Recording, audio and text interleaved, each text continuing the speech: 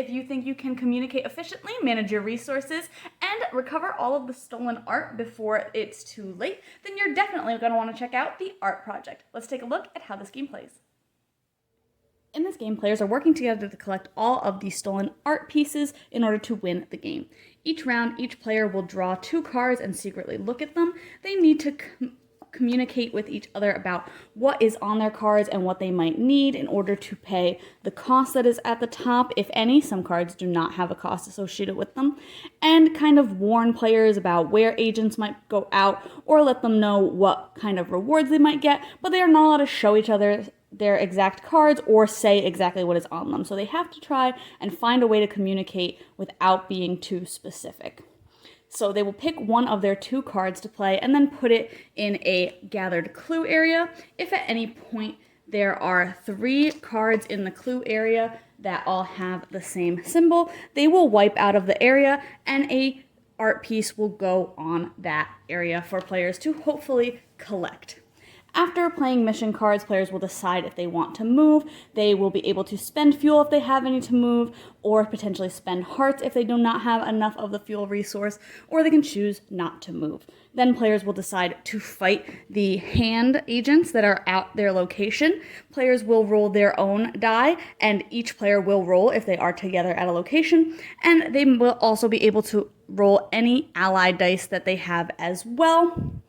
If they've gathered any and they are available in the supply, they will spend walkie-talkies to get those throughout the game, and they have them for the entire game once they've acquired them. If players do not defeat the hand, then the agents will lose the fight, but if they do defeat them, then they will be able to take those agents off of the board, and if a box is at that location, they will be able to collect it as well, which will also potentially make fights a little bit harder later on during the game.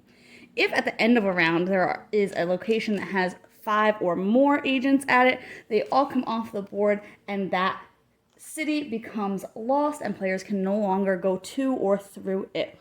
If players are able to keep up with everything going on in the game, managing their resources effectively and collecting all of the art pieces, then they will win the game.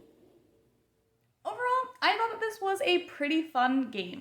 At first, I will admit, I wasn't that into it, but I think that was just because of the kind of starter map that you play your first game, maybe 2 games on. As I played through the different maps, which offer a lot of variety and a lot of slight variations in rules of how you can move or how you can collect things, I really, really liked the game a lot more. I thought that it just lended itself to having different types of communication, different strategies, and I just really liked the changes each board made to the overall game. I think that if you are a group that plays a lot of games, you might even want to start with the second map and maybe skip over the first one, unless you just like that kind of simpler experience to learn the game. But overall, I thought that the later maps were definitely much more interesting than the first map. But I thought that the way that you have to communicate and strategize around trying to fight but not have to fight for too many points, or whether you should stay together or separate so that you can roll more dice or not, is just a really interesting concept, and I think it does work really well. There's of course always that luck of the draw for any kind of game where you're just drawing cards and having to play them, but I think that if you can kind of come up with a system where you're communicating what you need and what you need to spend effectively, then you will be able to have some really good rounds where you're not spending too much of your resources and gaining a lot or helping each other out a lot to set up for really, really good turns.